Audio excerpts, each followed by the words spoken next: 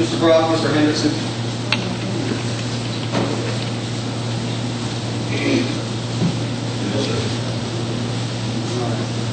Ed, as you will comment, sir, you will call it in there. Okay.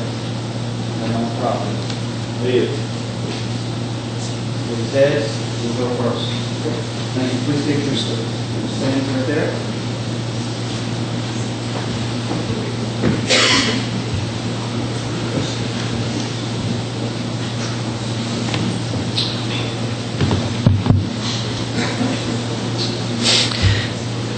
Welcome and good evening.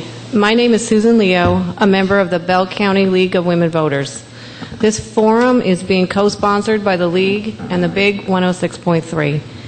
We are pleased to have this forum tonight for the candidates for County Judge Executive of Bell County, Mr. Albie Brock and Mr. Bruce Hendrickson. We thank the candidates for taking time from their busy lives and campaign schedule to appear tonight. This forum is designed to impart information to you, the voter, in accordance with the League's belief that a democratic government depends upon the informed and active participation of its citizens.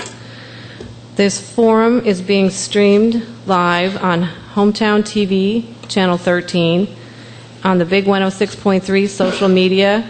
It will be on social media tonight. And it's also being filmed for rebroadcast on Channel 22 MC TV. Questions tonight were drawn from the community at large over the previous months. We welcome questions from the audience. Please raise your hand at any time during the forum, and you will be given an index card for which to write out your question. The question will then be screened by the League members in order to avoid duplication and personal attacks, and then submitted to me. The format for this forum has been accepted by each candidate. We will begin with opening statements by each candidate with a 2-minute limit. Responses to questions have a 3-minute time limit. Our timekeeper, Mrs. Wiley, will indicate when there is 30 seconds remaining, and then 10 seconds, and then the candidate will have to be finished. The opposing candidate, oh no, never mind. Our forum will conclude with a closing statement of 2 minutes given by each candidate. There will be an opportunity after the forum for you to address any additional questions with the candidates themselves. I'm going to read you an abbreviated job description for Judge Executive. The County Judge Executive is elected to a 4-year term. The Judge Executive is the Chief Executive of the county. The Judge Executive is specifically charged with executing all ordinances and resolutions of the Fiscal Court. The County Judge Executive has the primary responsibility for the administration of county government. The office has the authority to create, abolish, or combine any county department or agency, and to transfer functions from one agency or department to another. The Judge Executive has the authority to appoint, supervise, suspend, and remove county personnel with fiscal court approval. The tenure of county employees is at the will of the County Judge Executive and Fiscal Court. The Judge Executive is also responsible for keeping the Fiscal Court informed of the operations of county departments, boards, and commissions, and to ensure the representation of the county on all boards, commissions, and special districts. Additionally, the Judge Executive is responsible for the preparation of the county budget, oversight of county funds, financial reports to Fiscal Court, and fiscal record keeping. At this time, once again, just make sure your cell phones are off.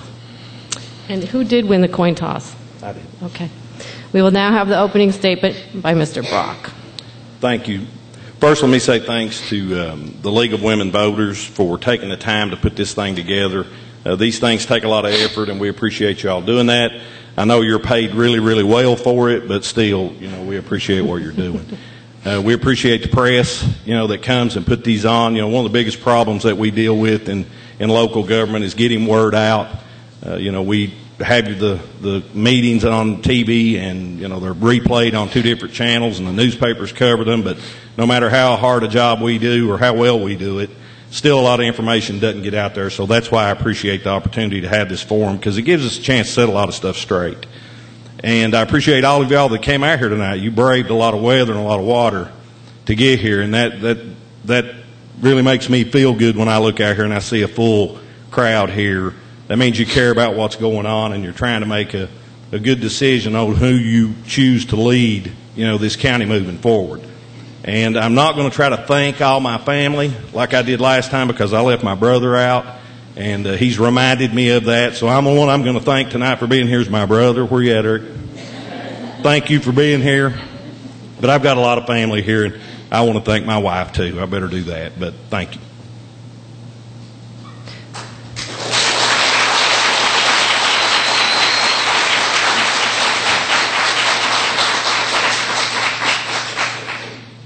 Mr. Hendrickson will present his opening statement. Thank you so much for having us here. I think the thanks has been given out and well done. I ditto that. My name is Hendrickson. A few years ago, I talked with a group, and some of the people had told me, they said, "What's your name?" I said, "It's like Washington, Jefferson, Madison, Hendrickson, 3 syllables, really easy." And I said, remember that when you go in to vote. 43 years ago, I married the love of my life, Jan Smith. She and I ended up with 3 of the best children anybody could ask for. And now we've got 3 of the most wonderful grandchildren anyone could ask for. I think that as I was thinking about the introduction and what I would say to you, I, as a voter, have always wanted to know a lot about the candidate.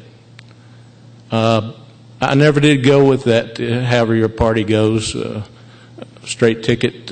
Maybe at one time when I was trying to win a race, somebody told me it's okay to say that, but I did not.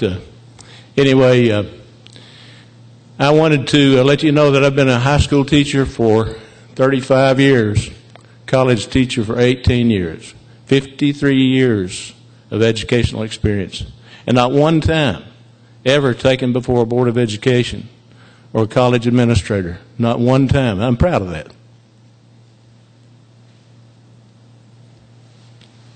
Okay. We'll have our first question. Is this on? Yeah. Mr. Hendrickson, if elected county judge executive, do you plan to appoint a deputy county judge executive? If not, why not? If yes, why and how do you plan to pay for this position? The answer is no. Therefore, I won't have to figure out how to pay for it. And we can save money by not doing so. As mayor of Pineville, and it may be cliche, and you're going to hear that a lot tonight from me, as mayor of Pineville, a little bitty city, how can you compare that to a county? Actually, I had some more duties besides what I'll be doing as your judge. But as the mayor of Pineville, I took care of the things I needed to do. I didn't have to hire an assistant mayor. I will not need a deputy judge assistant, period.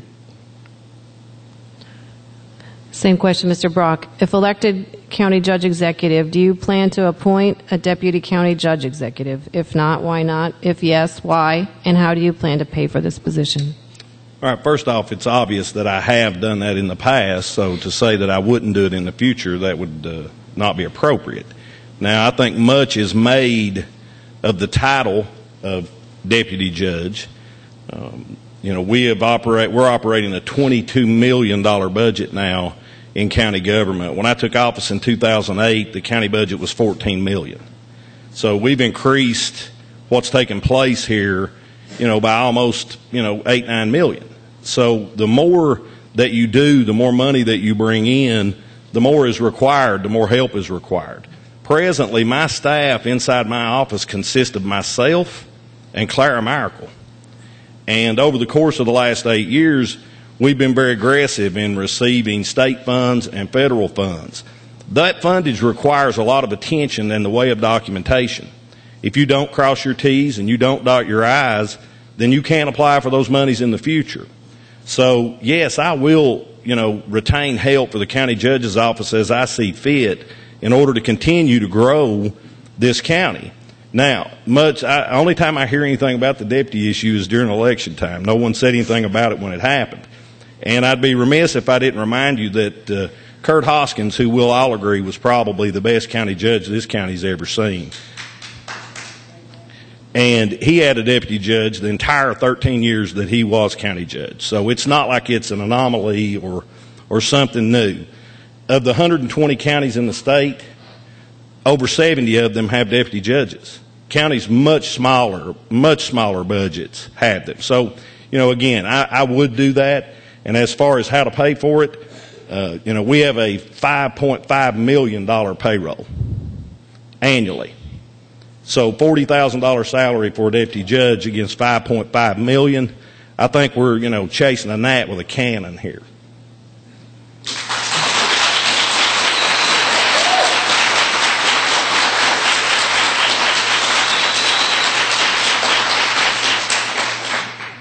Mr. Brock, candidates perpetually promise to bring jobs to Bell County. What do you see as major obstacles to obtaining jobs for our area? What can we do locally to address these obstacles? First, I've never promised that I would bring a job. That would be absolutely crazy for anybody to promise that they were going to do that. No single individual can bring jobs to this community. It's going to take every single one of us working together, creating an environment that private money, private industry wants to come here. So the most important thing that we can do is develop infrastructure. And we've done that, and we've done that well. We've done that to the point that I'm proud of it. Much gets made of the money that's spent at the bridge, the bridge to nowhere. Well, my opponent, I assume, would not have sought that money, that infrastructure money, because to criticize it means that you wouldn't have sought it.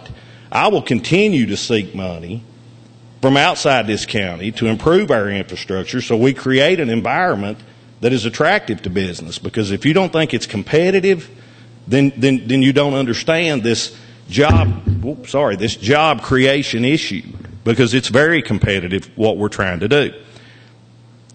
As it applies to what else we can do locally, we can't discount the taxes, the corporate taxes that a business might pay. I've heard that brought up. Only the federal government can do that. Local government could suspend their property taxes, but that would be such a small, minuscule amount that it's not going to be an incentive to any job creation that would be substantial. So we've got to continue to work on our infrastructure. That's the number one thing. Then we'll create a playing field that's level against the rest of the country. That's who we're competing with.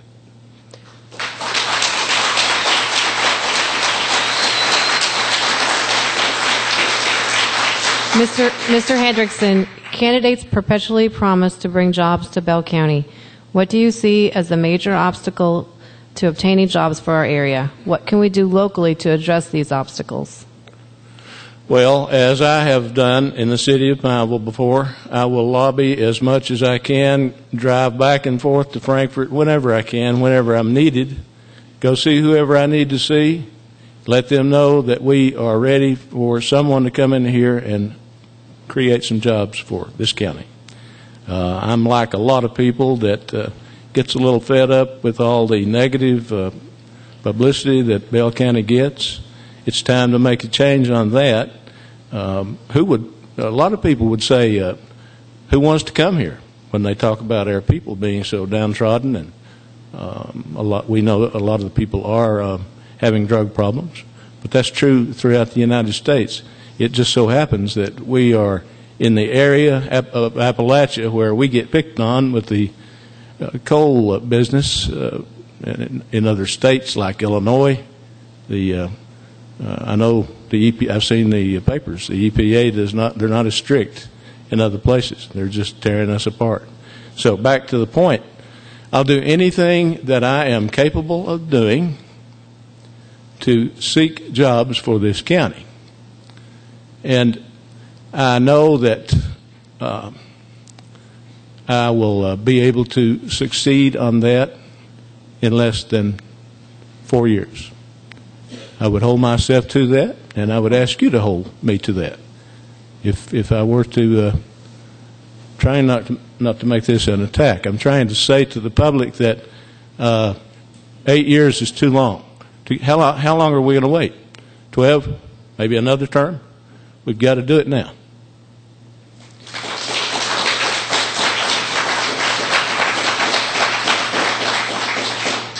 Mr. Hendrickson, imagine for a moment that Bell County could have anything we wanted. What would you wish for?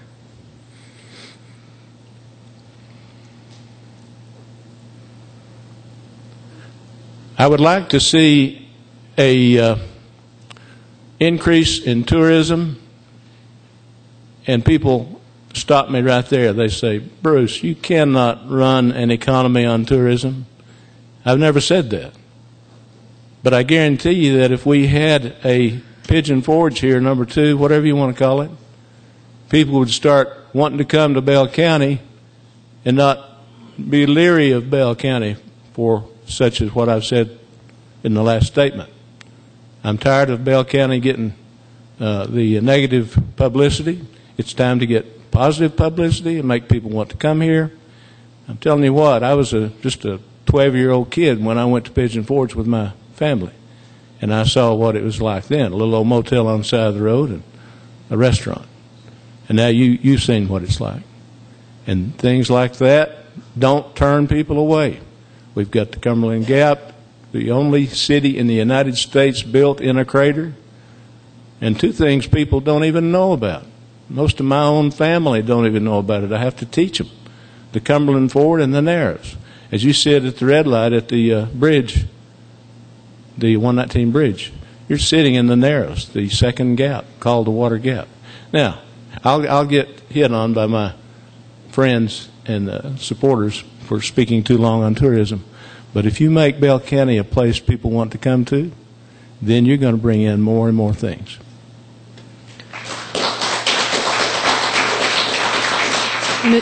Mr. Brock, imagine for a moment that Bell County could have anything we wanted. What would you wish for? Well, I mean, I would hope that if I got to wish for anything, that our youth would become educated to the plague of drugs. If they were better educated to what that can do to their lives after they become adults, then a lot of the problems that we face would solve themselves. And so if I could wish for anything, that would be that. Now, to speak on what Mr. Hendrickson referenced as it applies to tourism, we've done a great deal already as it applies to tourism. In 2008, we were ranked 10 out of 18 counties in our tourism region, with a annual revenue in Bell County of approximately $36 million. Myself, along with others, embraced adventure tourism and continued to support the parks and other things. And now we're ranked number 1 out of those 18 counties.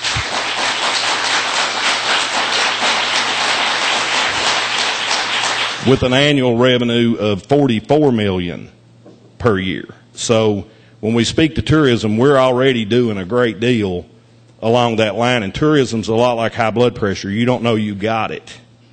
Then all of a sudden you realize it. So we've got a lot going on as it applies to tourism. But if I had anything I could ask for, it would be that our youth not do drugs.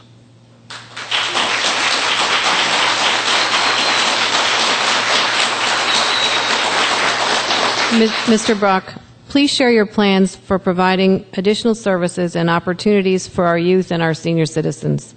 How will you pay for these programs? You read that again?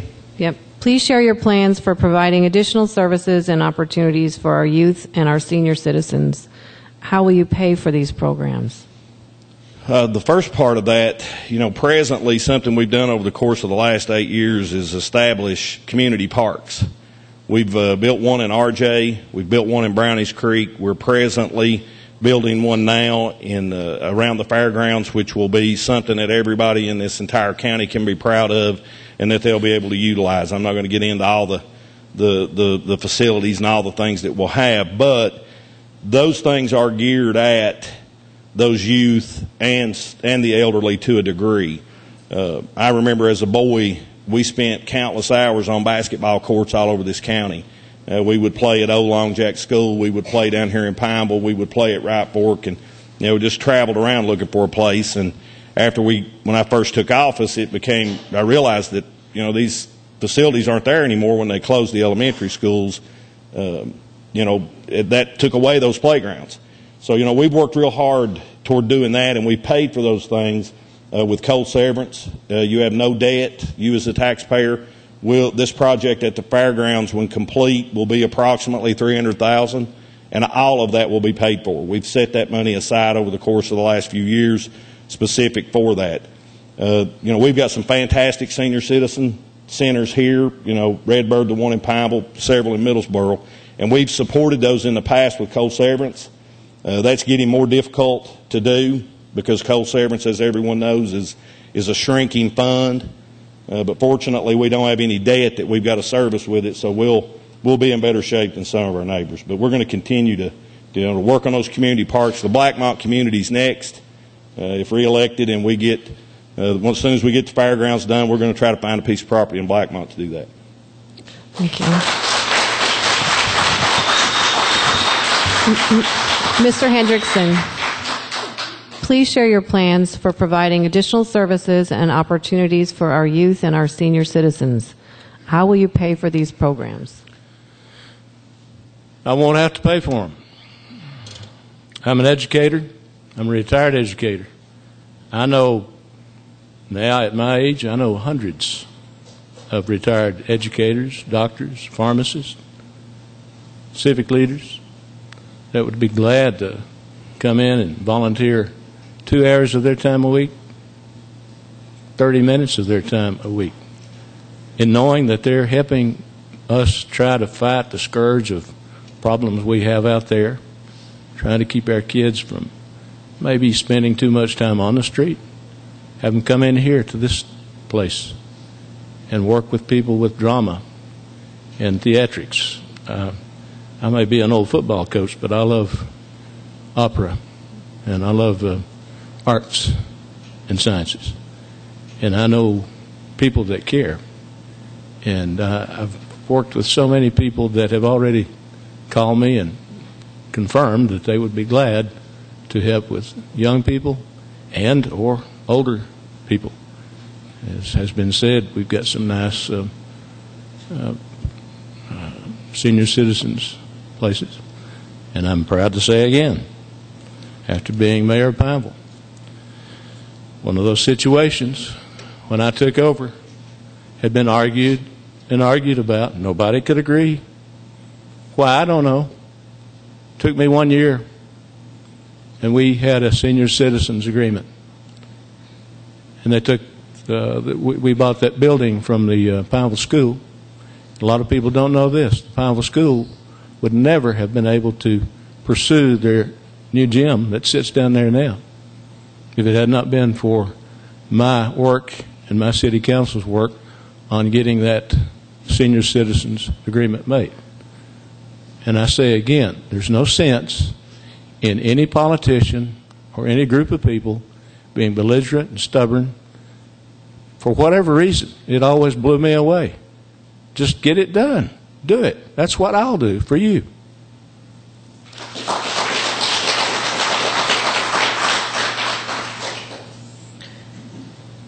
Mr. Hendrickson, if elected, what will be your recommendation for the date and time of fiscal court meetings? Do you foresee possible rotation of sites throughout the county for these public meetings so that more citizens can attend? Yes, ma'am. I've always wondered, working with the Department of Highways for 4 years, traveling to 32 different counties, I've always wondered why a lot of the meetings were held during the day compared to when I was mayor, we had them at night. They would have died if I'd called a meeting during the day. But yet it's okay for a lot of these counties to have their meetings during the day. What's that for? To keep people from coming in and listening? I know I've never had a chance to come when I was working. Have it at night, I'll be there. So the answer to that is I would be more than glad to have meetings alternate, because I know a lot of you work night shift, so I'm not going to hit myself in the face with that plan. We'll alternate morning meetings, next month evening meeting. And I'd be more than glad to have our meetings at different locations throughout the county, not just have it at the courthouse, where you can find some more parking now because of the one-way streets that I created there. Thank you. Mr. Brock, if elected, what will be your recommendation for the date and time of fiscal court meetings? Do you foresee possible rotation of sites throughout the county for these public meetings so that more citizens can attend? First, I'll say this. When I was running for county judge, I actually raised that issue of, having the meetings at night. And as soon as I got elected in 2007, that was one of the first things that I brought up was we need to, have these meetings at night. And we did that. A lot of you don't maybe remember that, but we tried it twice. Nobody showed up. There were less showed up in those evening meetings than there were in the day ones. Now, the reason that all these counties across the region have those meetings, or one of the reasons, during the morning, it's not to keep people from coming. We welcome them here. When I first got elected, we brought these TV cameras into the courtroom. They'd never been there before, so that you could see what's going on in your local government at your house. That was one of the first things we did as well. But you've got staff on hand. You've got the clerk's office and their staff that have to be involved in these meetings, the sheriff, the deputies. You've got a deputy on overtime. If you did them in the courthouse, you've got a janitor and those folks on overtime. You're adding utility costs that you would not have otherwise. So there are some legitimate reasons why they are during the day. But I can say this, I've never had it brought up since then. No one has ever asked me that. It comes up around elections, and again, I will admit, I brought the same issue up. But after trying it and nobody showed up, we went back to doing it the way we had before in order to save the taxpayer money. Now, as far as moving them around, I'm not against the idea of that if we've got facilities that will suit them, because we've got to have these camera guys show up because we want you to know what's going on. Clerk's office staff needs to be there, sheriff's office. So there's a lot of people involved in the fiscal court meeting, not just the county judge, and the magistrates have got to agree to it or it's all moot. So there you go.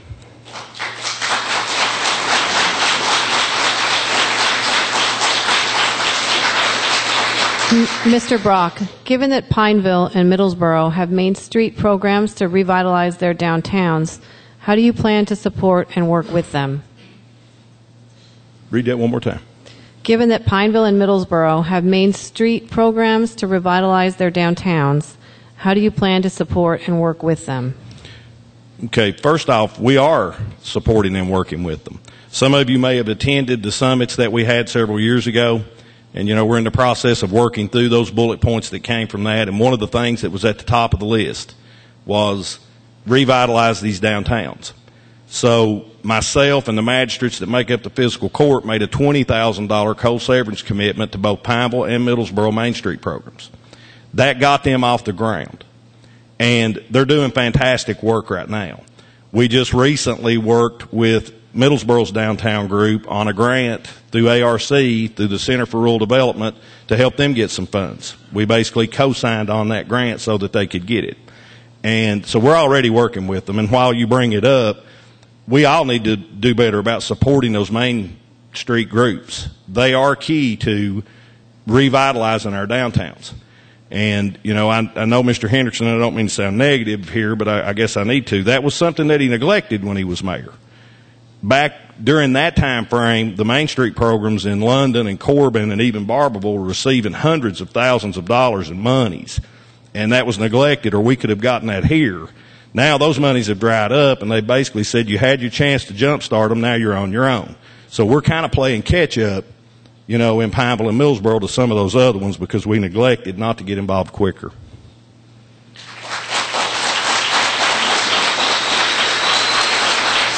Mr. Hendrickson, given that Pineville and Middlesboro have Main Street programs to revitalize their downtowns, how do you plan to support and work with them? We did. And again, we don't want to go back and forth here like we're attacking people. But if you go back and check the records, I was there. We had a Main Street director. Yeah, it might have been a different name, but we go back, like I heard the other night, check the records. I've seen a couple of former city councilmen sitting out here. They can tell you. Don't have his name on my tip of my tongue right now, but he did a good job, Nick. But anyway, they worked tirelessly. They worked sometimes. We're waiting on a check for 2 weeks, and we finally got some of the grant money that the judge is talking about, and we got it going. So check that out. I don't mind anybody making a mistake. That's not an attack, but you're wrong. I would do that again and again and again. That was wonderful. They sort of gave me a hard time at first wanting the nice little picnic tables on the street out here where you can eat, where you could eat.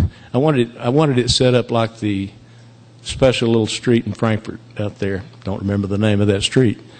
I ate there many times. I wanted Pineville to have that.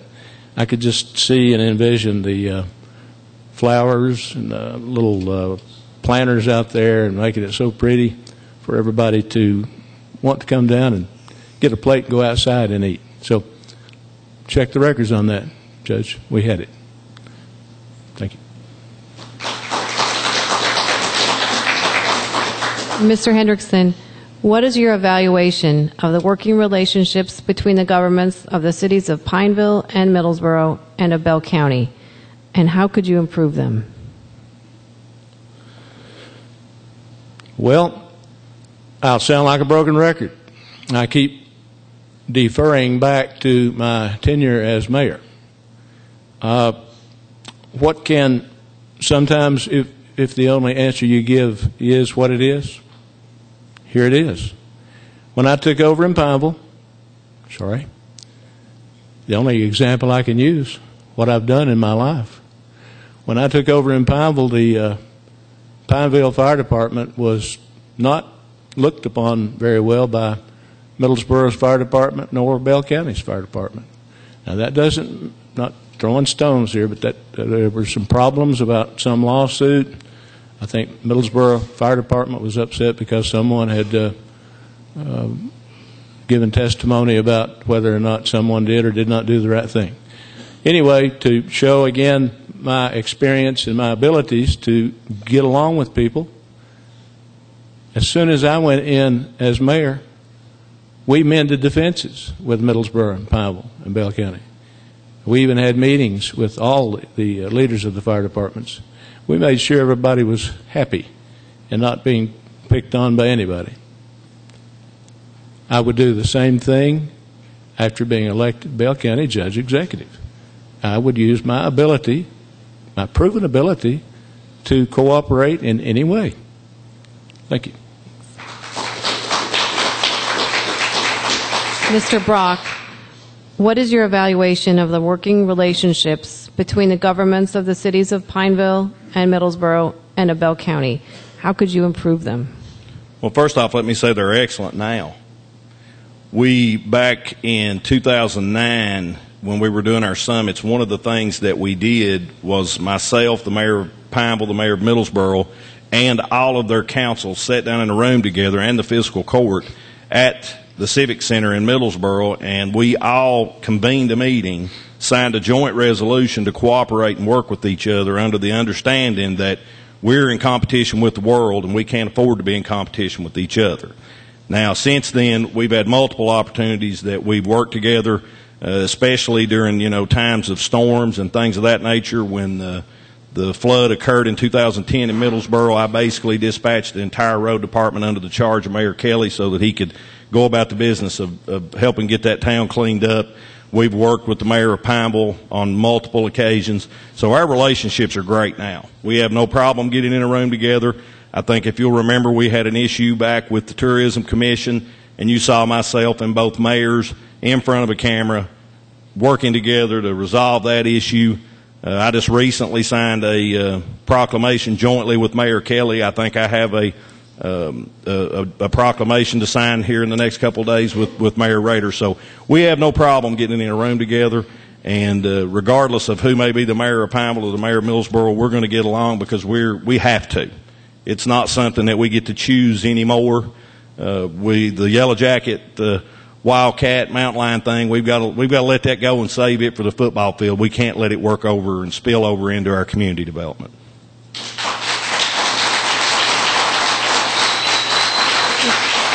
Mr. Brock, we have noticed that many counties have up-to-date websites. Do you have plans to improve our county website? If so, what are they? Yeah, websites are, they're a fluid animal. They require a lot of attention. I'll go back to some of the summit bullet points that we had. That was a big issue. One of the things we agreed upon is that we would focus on the Chamber's website first and try to let it become a hub for all the other websites. Well, we've done that. And I will admit, we're somewhat remiss in taking and getting the Bell County website up to speed, and somebody constantly, you about have to have somebody sitting on top of one of those every day that does nothing but update data. With the, growth of Facebook, we've been a little more aggressive on Facebook. We've got Facebook pages, and, we try to use those within the departments to promote the various things that are going on. So, we'll continue to work toward those website issues. But I'm certainly not going to sit here and tell you that that's easy or that, it'll just happen in an instant.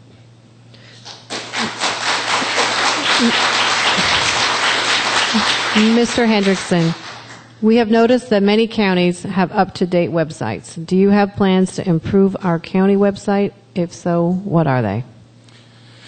Well, even though I can type and use a computer and type a letter every now and then, I don't know much about the ins and outs of the technology. And I guess that's just because I'm an older feller. But I wouldn't have at this moment any plans to do anything other than to keep it going strongly and keep it in good shape. And it does appear to me that after so far tonight, you've been on Facebook quite a bit too. You're getting some questions from there. But I couldn't resist that. But anyway, I haven't gotten any questions from Facebook. I'm kidding. But I've seen some things on there. But I would not, I don't have any knowledge of the technology, and I would not equivocate and stand here and try to say something to you that would everybody would say, okay, that's enough. We'll leave it like it is and make it better. Mr. Hendrickson, would you consider having citizens speak during fiscal court meetings without being on the agenda? Could you explain what the current procedure is for a citizen wanting to have an issue discussed at fiscal court? Well, again, I can only go to my experience.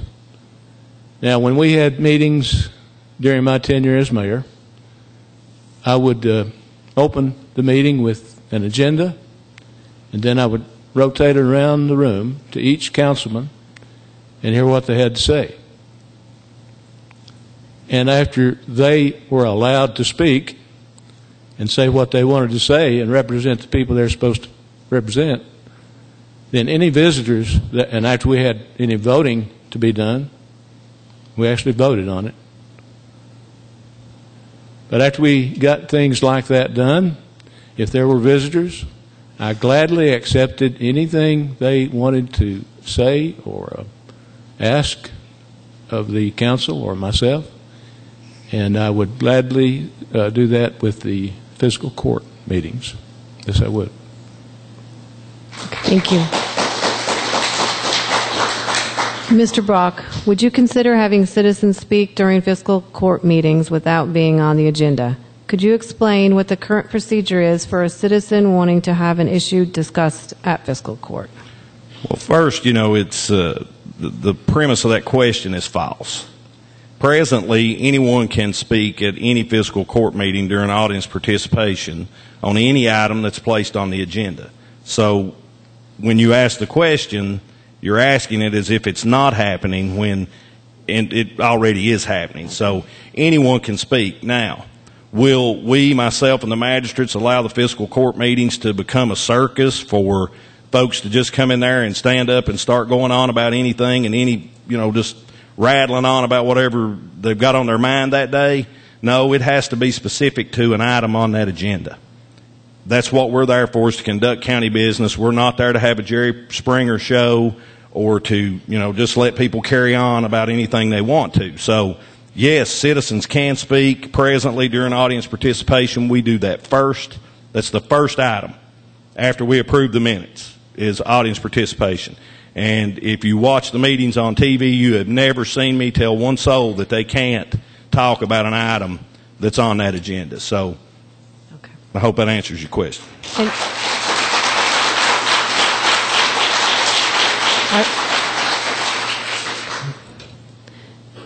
if elected, what do you foresee as your greatest challenge and why?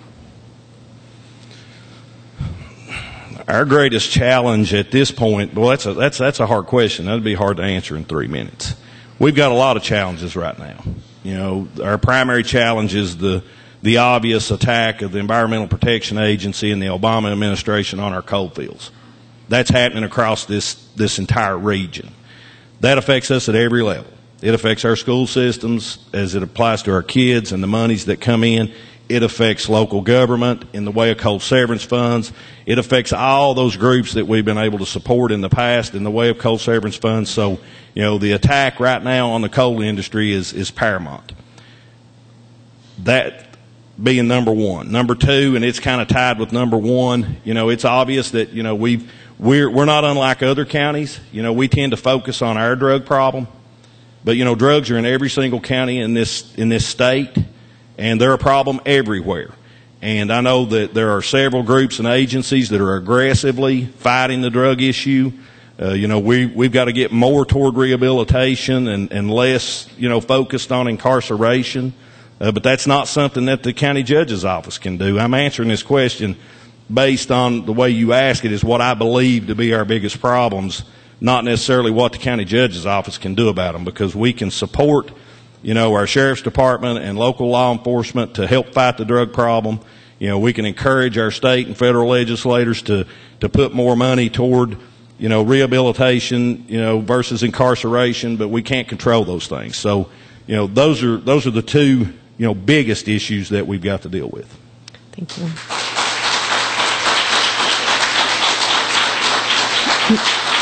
Mr. Hendrickson, if elected, what do you foresee as your greatest challenge and why?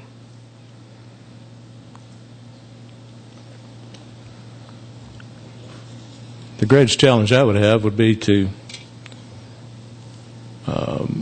reinstate our emergency services and our fire department personnel and our fire departments to the level they were before they were dismantled. They were the tops in the state, and I would spend all the time that I could possibly spend on bringing back the funding they need. I know you can't reach out there and grow money on trees, but to dismantle, to cause a fire department to dismantle itself because they don't have the funding, it's just wrong. And that would be a dream come true, to bring all that back the way it was, and the emergency services, give them all the help they need. I've had people tell me that some of the folks have had a lot of trouble getting picked up, having their family picked up when they've been sick. Not pushing on the emergency people. They've got a load, but they need more equipment, is what I'm saying. If you're out there, I'm not picking on you. I'm saying the equipment needs to be updated, just like the fire department. We can't say we might get this for you. I faced that at Pineville. I saw the fire department equipment there, the rubber masks that were cracking. I'm an old football coach. You can't use a football helmet if it's out of inspection. You've got to make sure these people are given what they need to protect the people. They have to protect themselves first, make sure they're safe. Thank you. All right.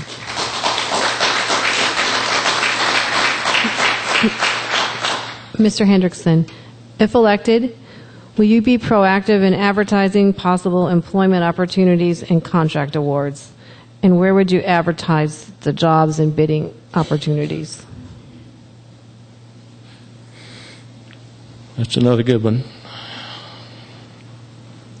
I've already spoken about my belief in tourism and developing things like that. I was, one of my biggest problems in politics was selling myself. You have to do that. So at my age now, may as well say it. Obtaining jobs. When I was mayor, Bell Whitley was ready to leave. They had a great offer to go to Corbin.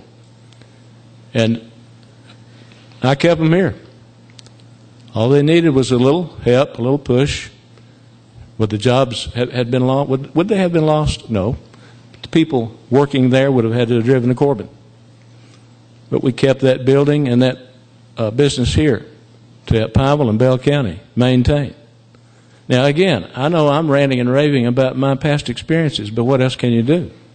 If you go for a job interview, I don't know of anything else you can do than to give your own resume of how you would do it.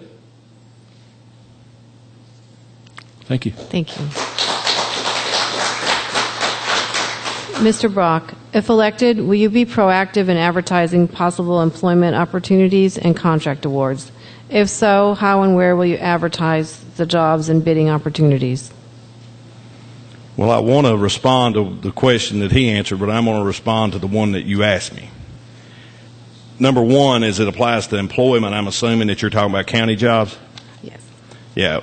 Unfortunately, we've got a list a mile long for people who are applying for county employment. When we have a vacancy, whether it be at the animal shelter or at the jail, which are the two places we turn over the most, there's 6, 7 people standing there in line. They've been to the jail or they've been to the animal shelter every day, asking for employment. We haven't hired anybody, maybe 1 or 2 in this last term at the road department. So, there isn't really a lot of, opportunity job-wise, within county government. And when they do present themselves, we've already got people standing in line to get those. As it applies to contracts, we're bound by state law. We have to advertise any of those contracts that we put out there. It happens lots of times you see the same people getting those contracts. Well, it's because they're local and they're the only ones that are bidding on them. We presently have 2 paving companies here. All the paving we do, we have to put that out for bid, and we do that in the Middlesboro Daily newspaper. The statute states that that's where we're to advertise, and we do that. And we've never had any issues with the auditor as it applies to our awarding of contracts or making sure that we meet the criteria. So I hope that answered the question.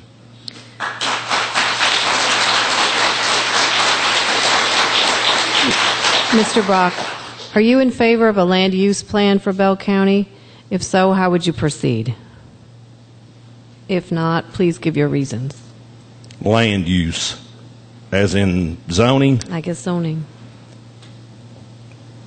Land use issue, zoning issue is more prevalent in urban areas. That would be a very prudent question to the city mayor or to the Lexington mayor. Right now, presently, countywide, we don't have any zoning restrictions. I wish that we had the necessity for that. And I'm assuming that I'm talking about what you're asking me. Normally, that applies to not allowing, industry, a slaughterhouse to, develop inside Ambleside, but I think their deed restrictions would prohibit that to begin with. So I'm not opposed to zoning. If you have the need for it, presently I don't feel like that local government at this point needs to be telling our citizens what they need to do with their property. If they want to open up a business right now, I encourage them to do it. So I hope I answered that based on what you were asking.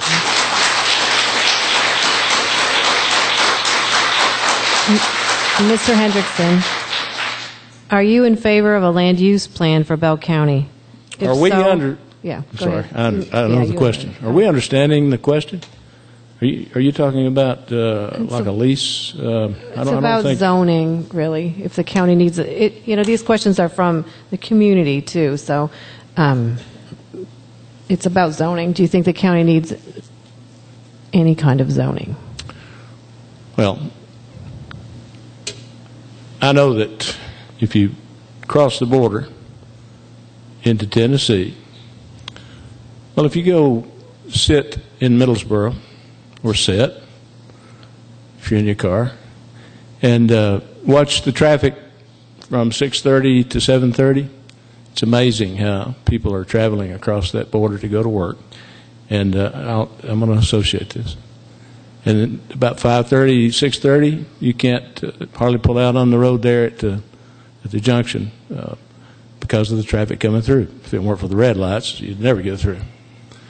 Now, the point I'm making there is we need to check in to the question there. I think the zoning that they do and that they did in Tazewell really enabled a couple of businesses to really boom. I know that England's, I think it was England's, it was one of the big industries that the city gave property to, city, county, and we know how well they're doing now. So I need to check into that question. If I'm wrong, I'm wrong. Thank you. Thank you. Infrastructure is not just roads and bridges. What is your evaluation of the current county jail? Do we need a new jail, and if so, how would we pay for it? Well, I think everyone in this room knows that I'm not privy to the information that my opponent is privy to. But I know that when I was mayor of Pineville, that a jail was in the making and ready to go. And all of a sudden, just like another project that was ready to go, bang, bang, it was gone. And after I left, I have no idea what happened to the hotel, which was a done deal, nor do I know what happened to the jail. I would do anything in my power to build a new jail. It's quite obvious we need it. I've talked to many county judges many times. One particularly used to say, "You guys are crazy not to be housing prisoners there." I said, "There's nowhere to house them. There's no jail." He said, "Well, I'm saying you need to build one. All the federal aid and money that's out there, it's there. We need a jail." Thank you.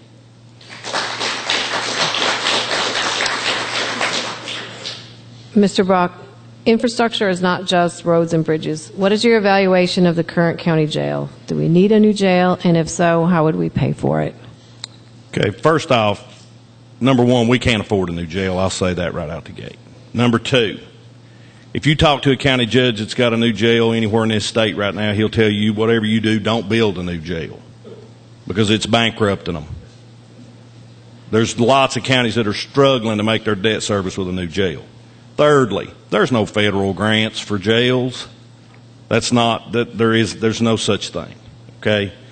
Number four, if we needed a new jail, like that was Big Banner 4 years ago, it was Big Banner 70 years ago.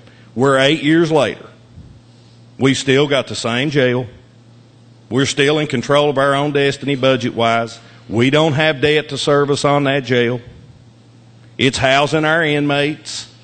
They're kept warm in the wintertime. They're kept cool in the summer. They're fed 3 square meals a day. Their clothes are cleaned, and they're able to take a shower, and their people are allowed to come and visit them. So to put you in debt, the jail plan that was on the books when I took office was going to put you in debt, $45,000 a month debt service. We want to fuss about a deputy judge at $40,000 a year, but you want to sink us $45,000 a month into a jail?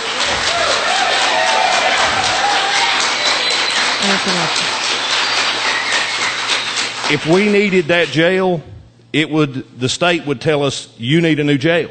They would come in and say, your jail's inadequate, you're going to have to shut it down, and then at that point, we'd have no choice. But until they tell us that, and as long as I'm your judge, I'm not going to put you in debt so that our inmates are in a nicer facility. I hear all the time, it's not clean. The state inspects us at a minimum once a month for cleanliness to make sure that we're up to code. They come in, surprise inspect us, and yeah, sure, inmates come out of there all the time. That place is nasty, and hey, it's jail. So, I'm sorry, but that's...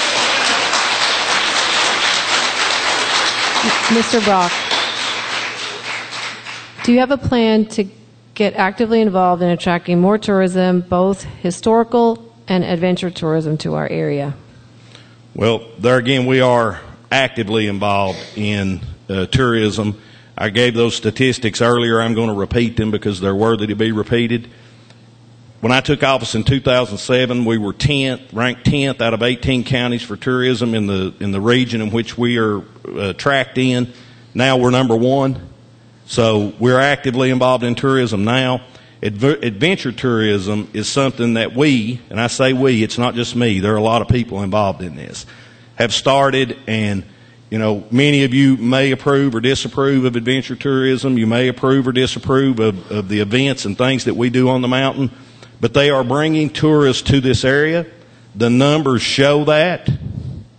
When you go from 36 million and 8 years later you're at 44 million, that's a substantial increase in tourism revenue, and those numbers are coming from the state. That's not stuff that I've just wrote up. You can research that. I'll be happy to provide those documents to you.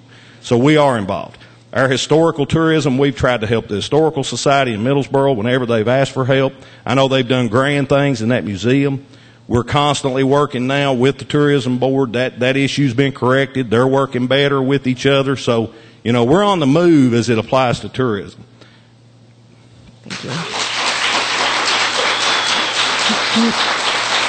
Mr. Hendrickson, do you have a plan to get actively involved in attracting more tourism, both historical and adventure tourism, to our area?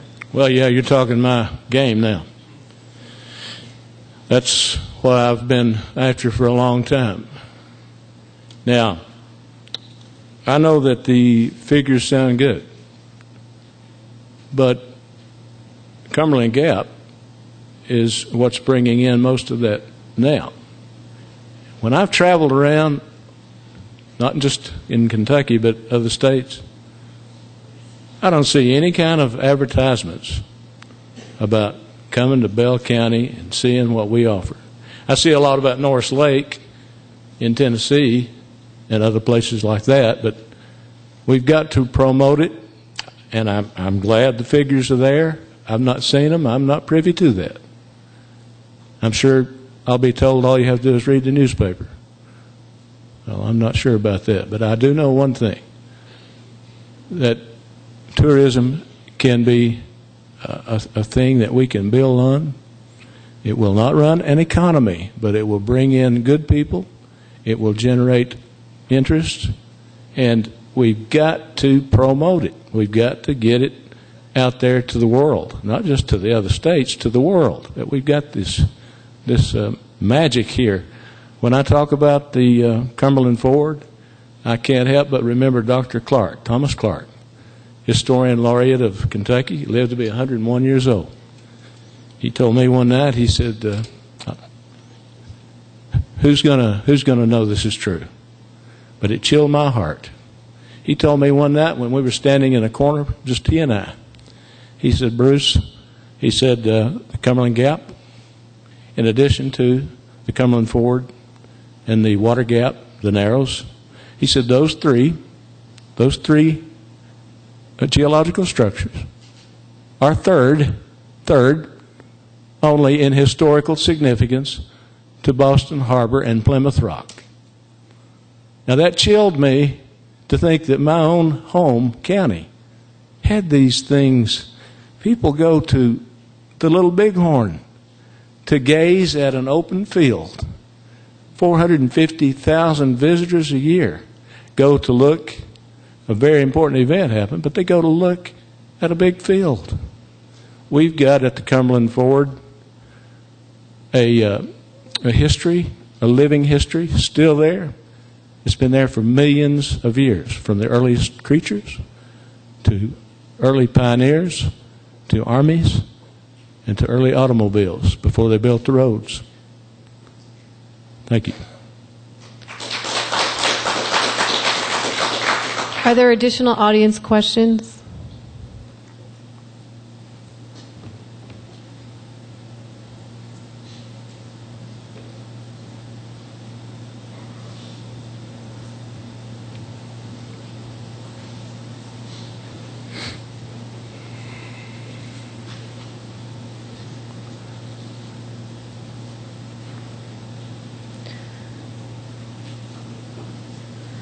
Mr. Hendrickson, as judge executive, do you feel any obligation to get funds for drug treatment in Bell County? That is an absolute yes. That's the number one thing that we need to go after. I don't know if I would say that anything is more important than that. We're all, again, a little bit tired of hearing about the problems, but we have to listen because it's true. But we can't just turn the head and hope that something is done and hope we get some things in here and then we go home and enjoy ourselves. I can go on and on. You can too. I sure would. Yes, to that answer.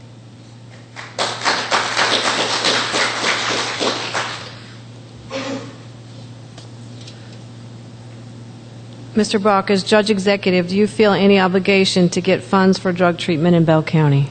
Well, first, you briefly read the duties of county judge before we started, and within that, that was a brief description. There's a whole lot of things that fall under the county judge and the fiscal court's charge. Unfortunately, drug treatment is not one of them. If it were possible at all for us to serve as a conduit for funds, whether they be state or federal, to aid in drug treatment, absolutely. We would certainly be a part of that. We were, when I was first elected, Unite was funded at a higher level federally. We were used as a conduit, a flow-through agent for Unite funds to flow down to an educational program that was in the elementary schools and at the high school, and we were happy to do that, and we signed that every time. But we can't, by statute, expend our funds for drug rehabilitation. I can't take your tax dollars and pick and choose which unfortunate person that has been addicted by drugs and pay for their, way to rehab. So, I've spoken earlier, I would love to see the state and the federal government who do fund those type things to, put more emphasis on, rehabilitation. But unfortunately, that question is, we couldn't, even though I want to, we can't. So, sorry. Mr. Brock.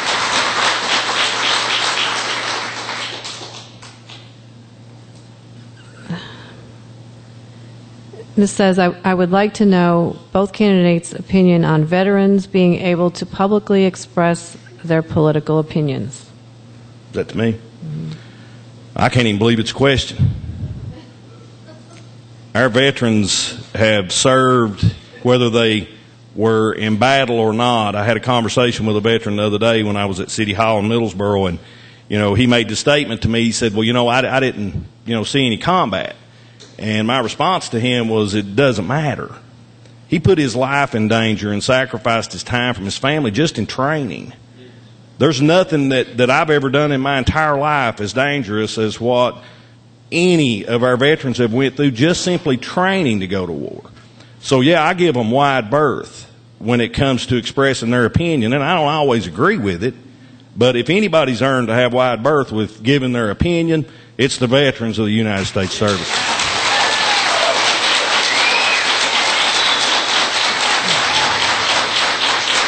Mr. Hendrickson, I would like to know both candidates' opinion on veterans being able to publicly express their political opinions. Well, that's sort of a given. I agree. There shouldn't be a question.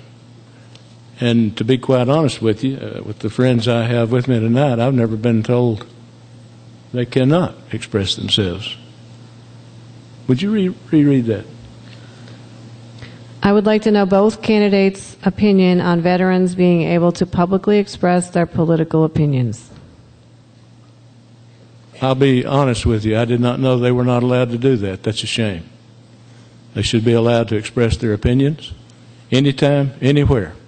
after what they've done for us. That's simple. I'm not going to say any more. They deserve that right. Mr. Hendrickson, over the past several years, the county has seen a real improvement in the homeless animal problem thanks to the county shelter and the Friends of the Bell County Shelter. However, this year has seen a cut in funding for spay-neuter surgeries for low-income pet owners. Do you feel that this is important, and if so, do you plan to reinstate funding? Yes, I would do anything I could do for the animal shelters and all of the birth control, things like that's necessary. Again, I'm not privy to the information that's there. All I can say is I would do anything on earth to protect the animals, and we've always sounds like equivocation or just fancy words or words for people to listen, but we've had pets all our lives, cats and dogs, and I don't know that I've not met many people that would not agree that we should do all we can do for these people that help us to take care of these stray animals. Thank you. Thank you. Mr. Brock, over the past several years, the county has seen a real improvement in the homeless animal problem thanks to the county shelter and the Friends of the Bell County Shelter. However, this year has seen a cut in funding for spay-neuter surgeries for low-income pet owners. Do you feel it is important, and if so, do you plan to reinstate funding? Well, first, I didn't know that the funding had been cut. So what funding are we referencing that has been cut? I guess it must be the funding for low-income pet owners. For well, I know spay-neuter. At least on my side of the ball, there's been no cut in funding. Let me say that. We made a commitment in 2007. We had a rabid animal problem. Middlesboro City Council was alive with debate about why am I paying city taxes? I can't even get a dog picked up. I heard that a lot, and the same thing was taking place in Pineville. We increased the staff. We bought equipment. We redid the animal shelter. I say we, and I mean that in a big capital letter way. None of what we've done over the course of the last 8 years would have been possible had not been for, people like Dinah Presnell. I can't name them all. Jennifer Nagel was involved in it, and I just messed up. I'm sorry.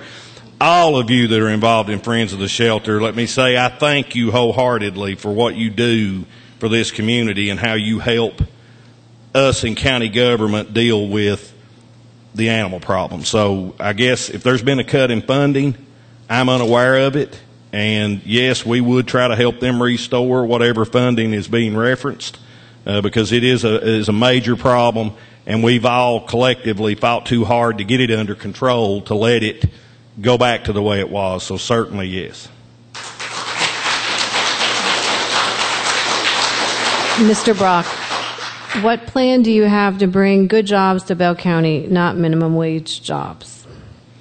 Well, jobs is always, that big issue. And again, it goes back to this. We've worked diligently trying to get infrastructure in place to make ourselves attractive to private industry once our economy comes back. There are a lot of potential, a lot of things great that are happening right now for our region. The fact that we were designated a promise zone, that can turn out to be huge. If the Congress that's in session right now will provide tax credit and incentive for industry to move into the promise zone the way they did with enterprise zones years ago, that could be a game changer for this county. And we will, if that happens, everybody in this room will be going, God, I'm so glad we blacktopped that road, because we will be ready. Because once that happens, if it happens, and that's something for all of you that pray, say a prayer for that, because that can be a game changer. We will have put our infrastructure in place. We will be prepared. The SOAR initiative that's taking place, again, highlights the needs. I was blessed to have been placed on that SOAR board as one of only 2 county judges, and it was a bipartisan initiative. So we're on the front line right now and we've made the connections that are necessary. We've worked on our infrastructure. So, everything's in place. If we can just get that little boost. We need a hand up right now, not a hand out.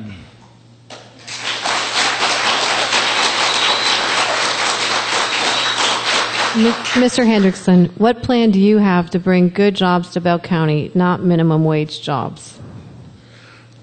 I'm an educator, and I know what the young people are looking for. We've already agreed here on this stage that if any of us had a crystal ball, we would, or if we had a magic wand, I should say, we would create wonderful paying jobs right now. But I know what they're looking for, and I know why they're leaving. And we've got to work continuously, as we've said over and over here tonight. We cannot stop. It should be the number one priority.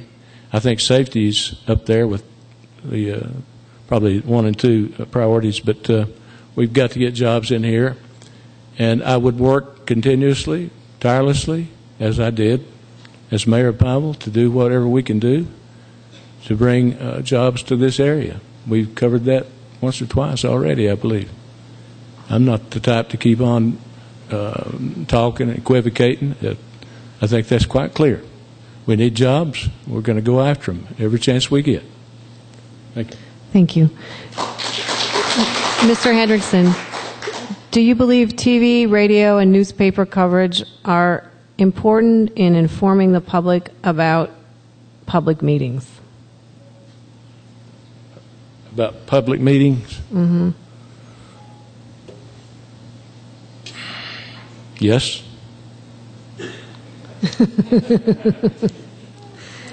Okay. I'm not going to say a lot, but right. The answer is yes. Okay. Do you believe TV, radio, and newspaper coverage are important in informing the public about public meetings? Yes. Right. Okay. So we'll hear closing statements by the candidates in opposite order of the opening statements. So, Mr. Hendrickson, you can begin. Well, like I said when I opened, I didn't say enough thank yous, but my opponent did, so we are all very grateful to you, grateful to all the people that showed up in this bad weather. And again, I repeat, I think I ran out of time early going, but voters, they want to and need to know their candidate. When I was a child, here it comes, I was always the teacher's pet. Even in high school, I was the one that everybody liked. The old football player, but still the teachers loved him. And guess what? That carried over into my teaching. I taught students, and they loved me. I know that sounds corny, but a lot of you know some of those students. And as mayor of Pineville, the people realized that they've got a man here that's not going to treat certain people special and not treat others even average in an average way. I'm the guy that, just like that young kid in school, that got along with all the other kids and the teachers. I want to treat everybody the same.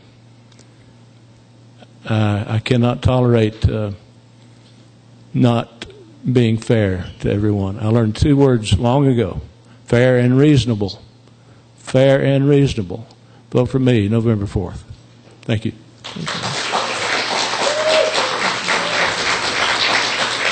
Mr. Brock. Again, thank you to all of those that made this thing possible, and all of y'all for coming out here. I mean, you did brave a good bit of weather to get here, and that doesn't go unnoticed. It's been an honor and a privilege to serve as your county judge. I'm not going to sit here and tell you that things are perfect, or that, I have some magic crystal ball, as Mr. Hendrickson said, that can see into the future. But I can assure you, we have made progress. We are making progress. We'll continue to work tirelessly for you. I have 3 children. I've got 3 graduations my wife and I do this year. One at EKU, one at Bell County High School, and one at Wright Fork Elementary. So there's nobody any more motivated than to want to see this community change and grow and jobs, good jobs, be created. And again, we're working really, really hard at that. And I know sometimes it's never enough. And you know, I guess that question as it pertained to, you know, the media, you know, we don't do a great job getting the word out. We do best we can. We use Facebook. We, you know, have the local TV stations in our courtrooms, and we have the press there, and we always make ourselves available to try to transfer information. But there is hope out there. And if you will continue to let me and those folks that are working under my charge, we're going to continue to work hard for you, and we'll always be transparent. You know, I feel that we've been, you know, acutely fair with people. Yeah, we've had situations where, you know, things didn't go necessarily exactly the way, you know, some would have liked, but we did it in the open. It was not done in the dark. Everything we've done's been in the daylight, and we'll continue to do that. And I humbly ask for your vote on November the 4th. And if you can't vote for me, still go vote. Honor those veterans that we mentioned earlier. Their service is why we've got that freedom. So take advantage of it, and thank you.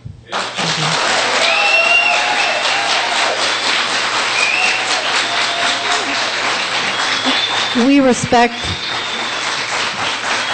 that the candidate...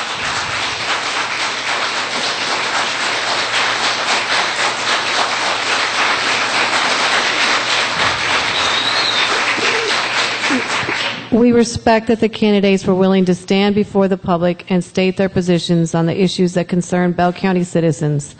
I would like to thank the Bell Theater for allowing us to use this wonderful facility free of charge. Thank you.